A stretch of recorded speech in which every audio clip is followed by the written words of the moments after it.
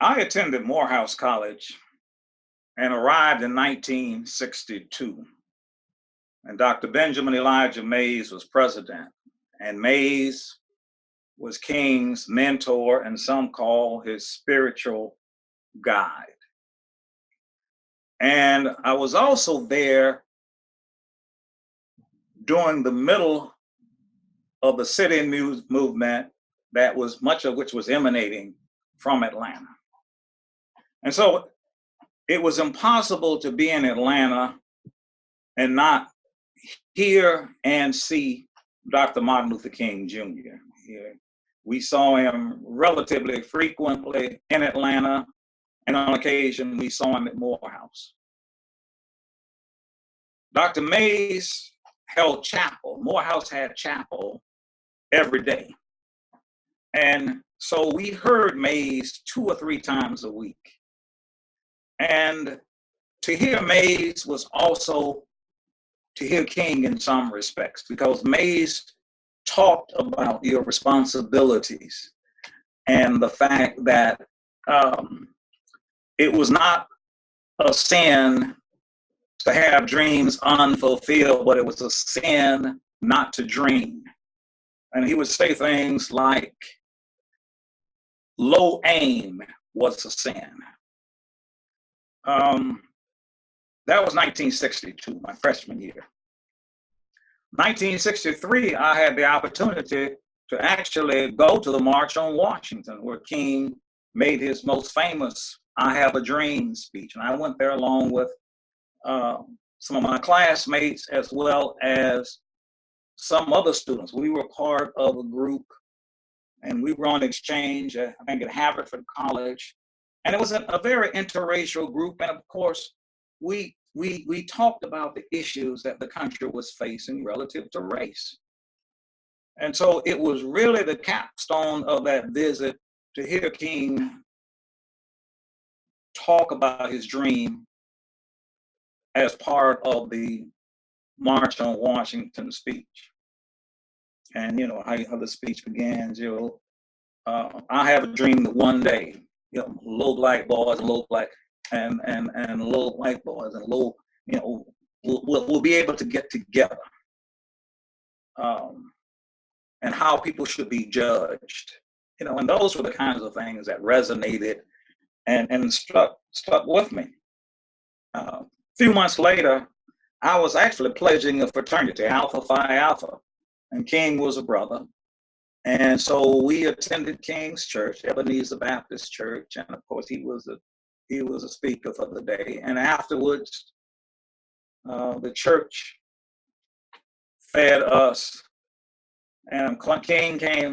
King came in and said, these boys are in school, they don't have much money, so we need to send them back with some food. And they probably gave us enough food to last for 2 days. And of course, they had all of the Southern specialties. So, we had the ham, and we had the roast beef, and we had the fried chicken. And we also had pound cake, and we had sweet potato pie. And to be able to go back to school on Sunday, where normally you got a sandwich and a piece of fruit, for dinner on Sunday was wonderful. And the other thing that I remember about King saying at the time we were leaving to the fraternity brothers, to the big brothers, was, make sure you make them right.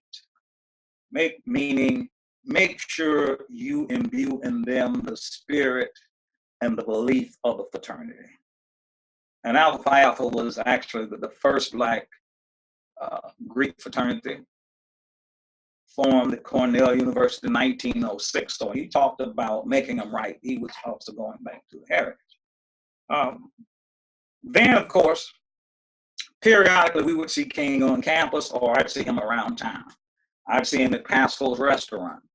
And, it was always the same. He was always energetically talking to people about how to improve their situation and what he could do to address the problems. And after King won the Nobel Prize and returned to Atlanta. And of course, the city of Atlanta finally had a wonderful dinner to recognize him having won the Nobel Prize. He did come over to Morehouse, and we did have the opportunity to talk with him and to experience that. And then, of course, I graduated and moved to New York. But the thing that I remember most, the last thing I remember about Dr. King was how he went to Memphis for the garbage men strike, and that's where he was killed. And the thing that stood out there, and the thing that continues to stand out there, is he understood. And when you read his last book, Where Did We Go From Here? Chaos, Our Community, where he talks about poverty and talks about economic empowerment. This was a reflection of what he believed in terms of improving people's lives.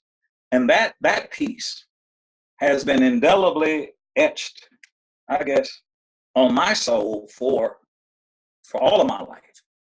And much of the work that I do, all of the work that I've done has been in economic development. And so when the opportunity, you fast forward, when the opportunity came to work with the DeGroots Foundation, and I talked to Leanne, Darrell, and I used to travel together back and forth to Washington. We always had these conversations about what can we do to improve people's circumstances. And out of those discussions, I came to understand her commitment to improving people's economic status. So when you look at the mission of the foundation as the statement was articulated, it's very clear there. Our goal is to expand pathways to economic growth and opportunity. And the work that we're doing now and the things that we're doing are pretty much in line with how do you improve people's economic circumstances. And I know for a fact, I'm certainly enthusiastic about the work that we're doing because it does remind me of the same kind of work that Dr. Martin Luther King Jr. was doing in Memphis when he was assassinated, when he was attempting to improve the economic circumstances of the garbage collectors who were on strike. And it is also reflected in the philosophy when you read his book, Where We Go From Here, Chaos, Our Community.